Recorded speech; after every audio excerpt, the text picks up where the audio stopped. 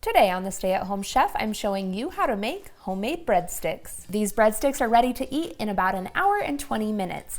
You can make them using a stand mixer. However, today I'm going to show you how to make them by hand, just to show you don't need any fancy equipment to make this easy recipe. To start, you'll need 1 tablespoon of instant dry yeast. You can use active dry yeast in the same amount, but you will need to add about 10 minutes to each of the rising times. You'll need 2 tablespoons of granulated sugar, which will help our breadsticks to brown and add some flavor, as well as 1 teaspoon of table salt. Then we'll pour in 1 cup of warm water, which should be between 100 and 110 degrees Fahrenheit, and 3 tablespoons of olive oil. This recipe is based off of my famous homemade dinner roll recipe, so if you've had those, you know these are going to be good.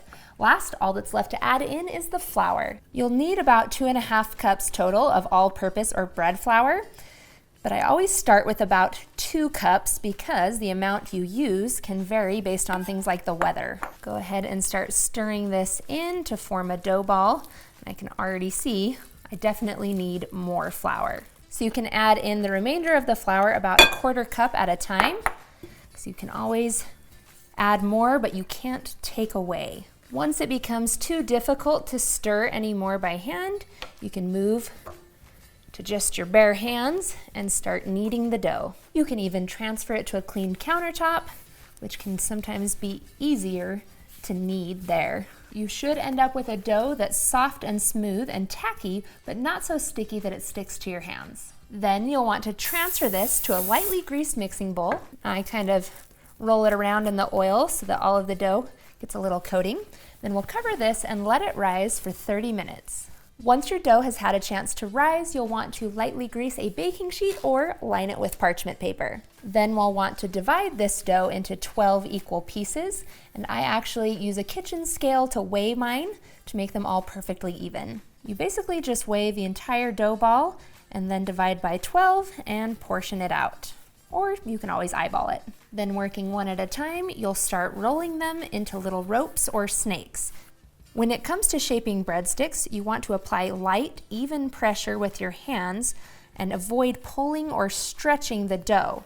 You want the pressure to be the force that stretches out your little rope. If your rope ends up with any lumps or uneven spots, those will end up in your final breadstick. So you want it to be as even as possible. It tastes the same either way though, so don't worry too much about perfection. I make my breadsticks about 8 or 9 inches long, and then you'll want to place them onto the prepared baking sheet. Space them out so they have a little room to breathe there, and I like to do 10 across with 2 on top. We'll go ahead and cover these again and let them rise for about 20 minutes while we preheat our oven to 400 degrees Fahrenheit. That high baking temperature combined with the dough will give us that nice browned breadstick crust. After 20 minutes, the oven should be preheated, so we'll go ahead and remove the towel and bake these in the 400 degree oven for 16 to 18 minutes until the tops are golden brown. Now, just before they're ready to come out of the oven, you'll want to melt 2 tablespoons of butter and then add in 1/4 teaspoon of garlic powder or granulated garlic and 1/4 teaspoon of salt, and stir that in.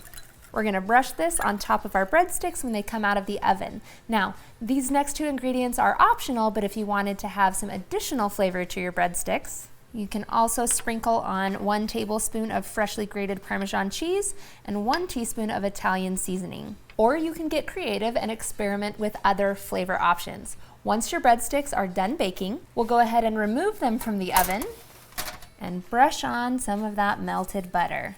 And yes, I really do use all 2 tablespoons of the butter. And if you want to, sprinkle on that Parmesan cheese and Italian seasoning. And then that's it. You are ready to eat.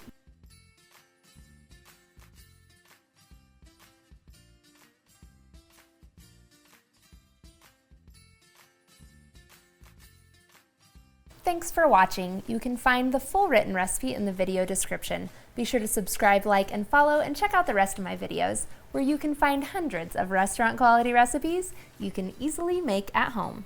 See you later.